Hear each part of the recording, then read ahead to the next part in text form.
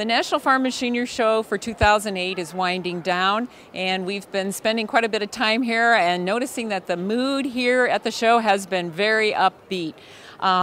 We've heard a lot of manufacturers reporting record sales for the year. At least they're anticipating it, and they've had record sales last year. So all around, the mood has been great, and it's been a lot of fun visiting. But with that, those high record sales has come some backlogs in orders, and we've heard that some equipment isn't available for at least 3 months and maybe up to a year on some of it. So farmers are going to have to wait if they want to get any brand new equipment.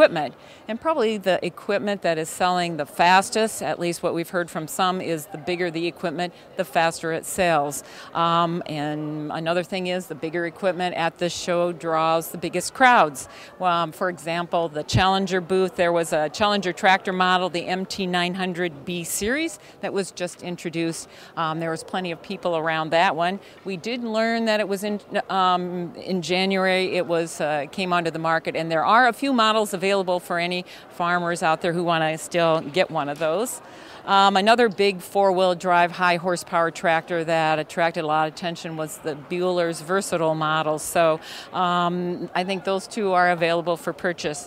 So Jody, what have you noticed out here at the show yourself?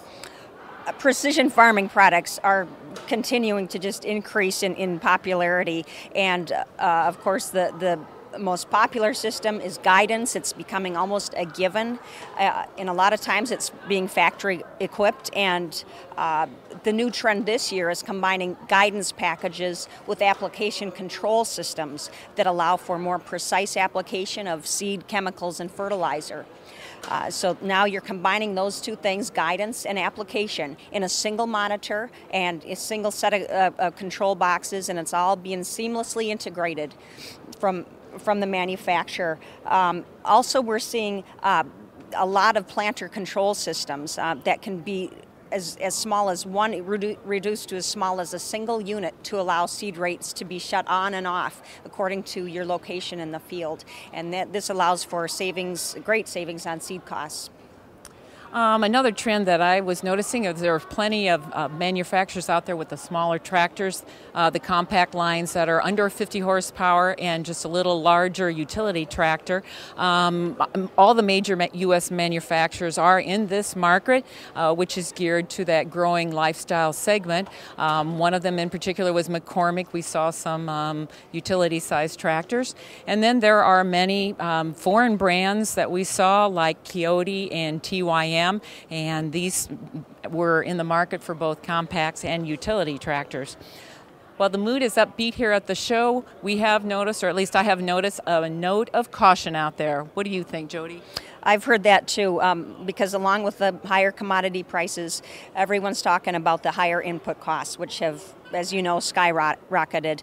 Seed, for example, in the last 5 years, it's doubled in cost, and steel has increased 25% in the last year, and that increases machinery costs. One company reported they saw a 7% increase in steel prices just in 1 month. So that's having an effect on the machinery costs. And of course, fertilizer has gone up greatly, and this has driven the need and demand for the precision application control of nitrogen. And in many cases, these application control systems are paying for themselves in 1 year, according to the manufacturers. And we've heard out here, too, that what's been driving these higher prices for steel and fertilizer is a growing worldwide demand. Countries like China and India are becoming more sophisticated and coming on board with farming and technology. So they have been buying up a lot of steel and fertilizer. So that's been kind of adding into the mix here. But overall, farmers are in a good buying mood here at the show, and manufacturers are ready to sell to them. So we've covered a lot of products in our own videos, and we hope that you'll click onto those on this website and take a look. So we want to thank you for joining us at the 2008 National Farm Machinery Show.